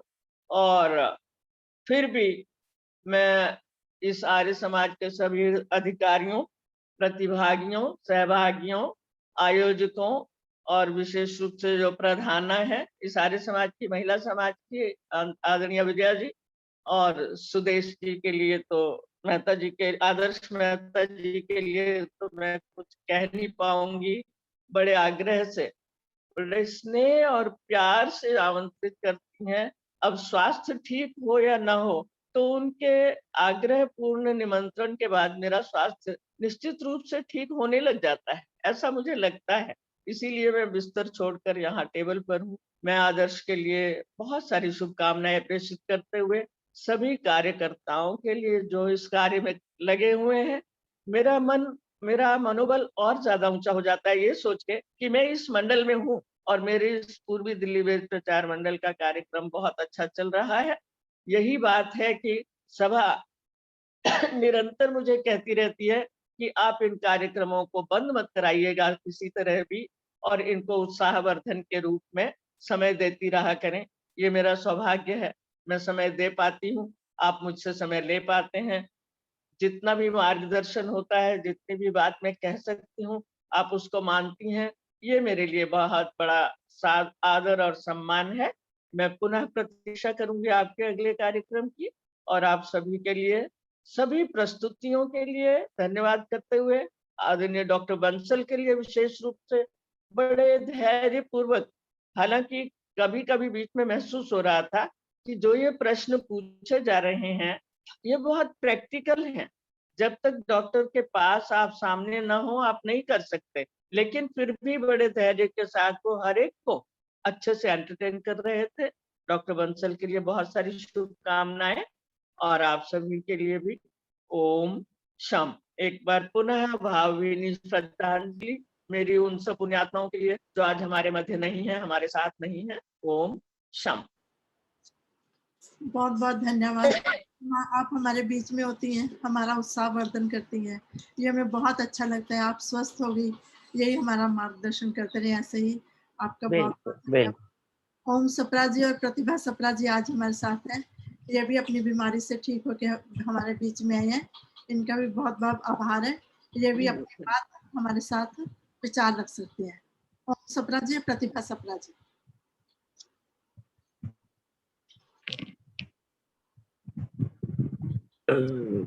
माइक ऑन कीजिए ओम सप्रा जी आप अपना। हाँ जी, नमस्ते जी आदर्श जी। और प्रतिभा जी तो थोड़ा पीछे गई हुई है बाथरूम में, बाकी अब स्वास्थ्य ठीक है आगे से। हाँ जी ठीक है। मैं भी एडमिट था अस्पताल में, अब ठीक है। नमस्ते। चलो बहुत बहुत शुभकामनाएं जी, बहुत बहुत शुभकामनाएं। आपका स्वास्थ्य आप सब ठीक होकर के आप आए हो, हमारी सभी की शुभकामनाएं आपके साथ है। बहुत बहुत धन्यवाद। बीच में आए हैं, बहुत बहुत परमात्मा का शुक्र है, उनका धन्यवाद ईश्वर का। जो महाभूति हैं, दो माता जी हमारे बीच में नहीं रही, उनके लिए श्रद्धांजलि के लिए मैं किरण शर्मा जी को आमंत्रित करती हूँ कि वो अपने भजन के माध्यम से उनको श्रद्धांजलि दें। किरण शर्मा जी। सभी को नमन। आज बड़े दुख का विषय है कि हमारी माता जी हमारे बीच में नहीं रही, और श्रीमती पंचाल के लिए भी श्रद्धांजलि अर्पित करती हूँ। एक भजन बोलने की कोशिश कर रही हूँ, मुझे लगता है बोला नहीं जाएगा मेरे से।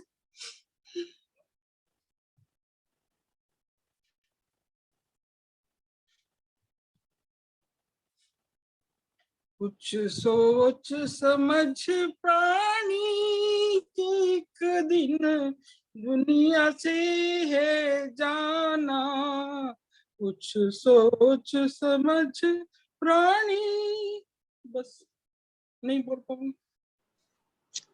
और बहुत भाव विभोर हो रही हैं, सभी को हमें दुख है उनके लिए हमारी विनम्र श्रद्धांजलि। हम उनके दिखाए गए रास्ते पे चले, यही हमारी श्रद्धांजलि सच्ची होती है।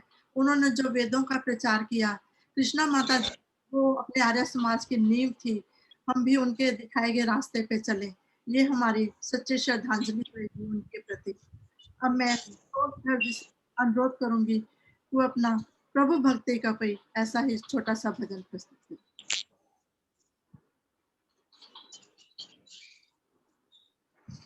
संतोष धर जी। हाँ जी, हाँ। अच्छा, मुझे बोल रहे हैं आप।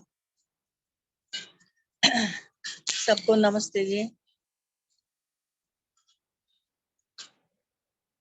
अब सौंप दिया इस जीवन का सब बार तुम्हारे हाथों में, सब बार तुम्हारे हाथों में है, जीत तुम्हारे हाथों में और हार तुम्हारे हाथों में और हार तुम्हारे हाथों में।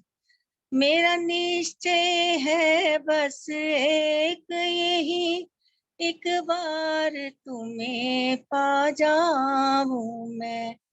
मेरा निश्चय है बस एक यही, एक बार तुम्हें पा जाऊं मैं। अर्पण कर दूं दुनिया भर का सब बार तुम्हारे हाथों में, सब बार तुम्हारे हाथों में।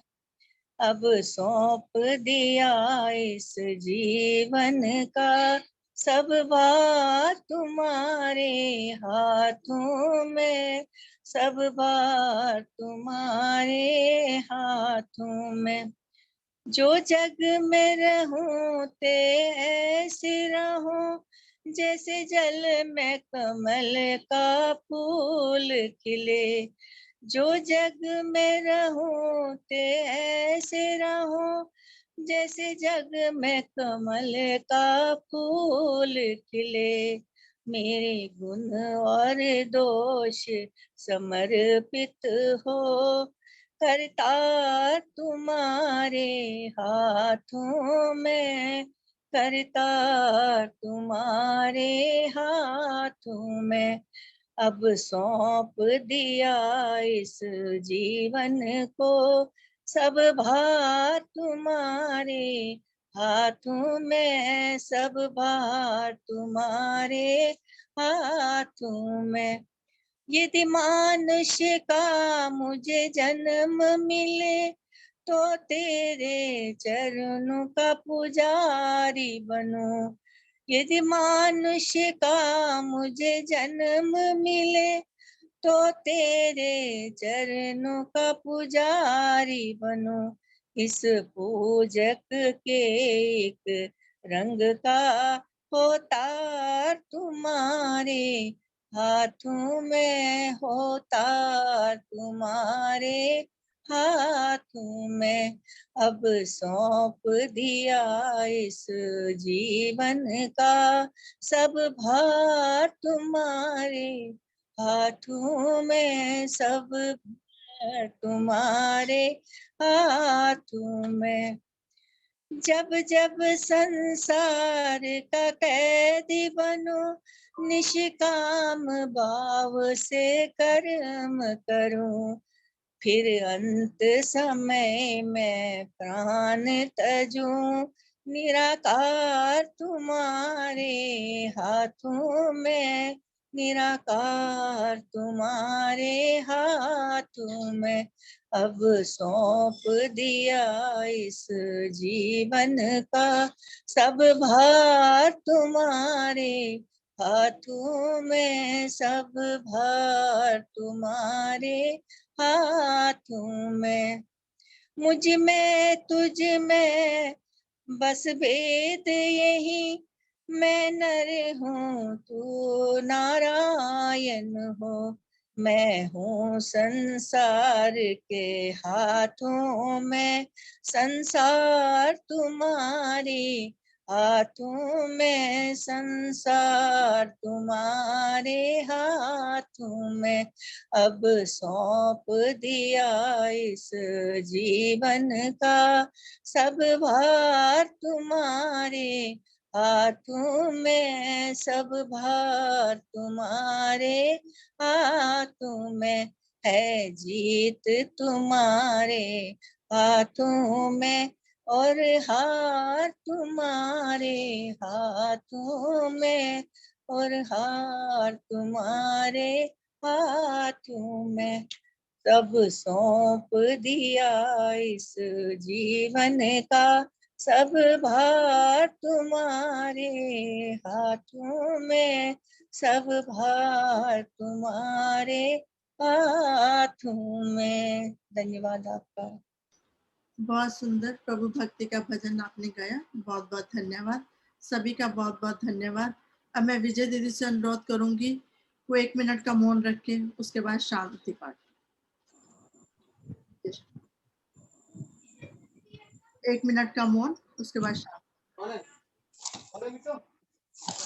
सभी मेरे साथ मिलकर के गायत्री मंत्र से जाते। ओम भूर्भुवः स्वाहा तत्सवितुर्वरेण्यं भर्गो देवस्य धीमहि धियो यो नः प्रचोदयात्।